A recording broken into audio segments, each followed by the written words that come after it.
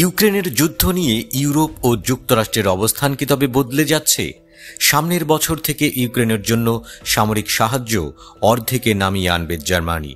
অন্যদিকে রাশিয়ান যুদ্ধ বিমানকে ঠেকাতে ইউক্রেনে পৌঁছেছে মার্কিন F-16 ফাইটার জেট। তবু খুশি হতে পারছে না ইউক্রেন।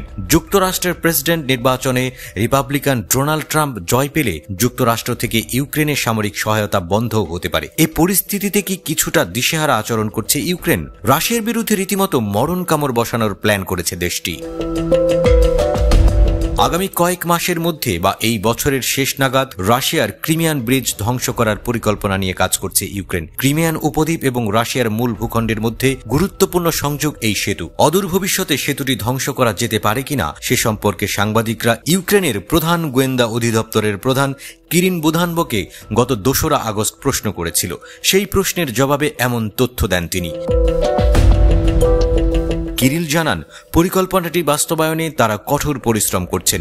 লং রেঞ্জ হামলা সহ কম্প্রিহেন্সিভ অ্যাপ্রোচ ব্যবহার করে ওই মিশনে সফল হতে চায় ইউক্রেন। কবে এই হামলা চালানো হবে তার দিন তারিখ হিসেবে 2024 সালের শেষ সমস্যাটির কথা সাংবাদিকরাই কিরিলের মুখে তুলে দেন। তোরে সহমত প্রকাশ করে কিরিল বলেন, অদূর ভবিষ্যতের দিকে তাকালেই এই সম্ভাবনা রয়েছে।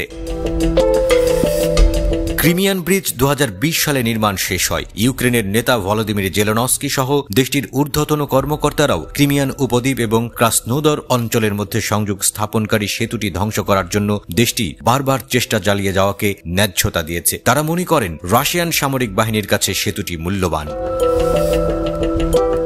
2014 সালের শুরুতে ইউক্রেনে মার্কিন সমর্থিত অভ্যুত্থানের পর ওই বছরে ক্রিমিয়া রাশিয়ায় যোগদানের জন্য একটি গণভোটে ভোট দেয়। 2022 সালে ইউক্রেনের সংঘাতের বৃদ্ধির পর থেকে সেতুটি ধ্বংস করার জন্য ইউক্রেন অনেকবার চেষ্টা চালিয়েছে। এসবের মধ্যে রয়েছে পশ্চিমা শিবিরের সরবরাহ করা দূরপাল্লার ক্ষেপণাস্ত্র, বিস্ফোরক ভর্তি নৌ ড্রোন এবং যানবাহনে বিস্ফোরক ভরে সেতুটি গুড়িয়ে দেওয়ার চেষ্টা। কিন্তু অসংখ্যবার চেষ্টা করার পরেও ক্রিমিয়ান ব্রিজের ক্ষতি করা সম্ভব হয়েছে মাত্র 2 বার। দুটি প্রচেষ্টাতেই বেশ কয়েকজন নিহত হয়েছে। গত মে মাসে ব্রিজটির দিকে ধেয়ে আসা মার্কিন সরবরাহকৃত 10টি ATACMS ক্ষেপণাস্ত্র গুলি করে ভূপাতিত করা হয়েছে। রাশিয়ার প্রতিরক্ষা মন্ত্রণালয় এই তথ্য জানিয়েছে।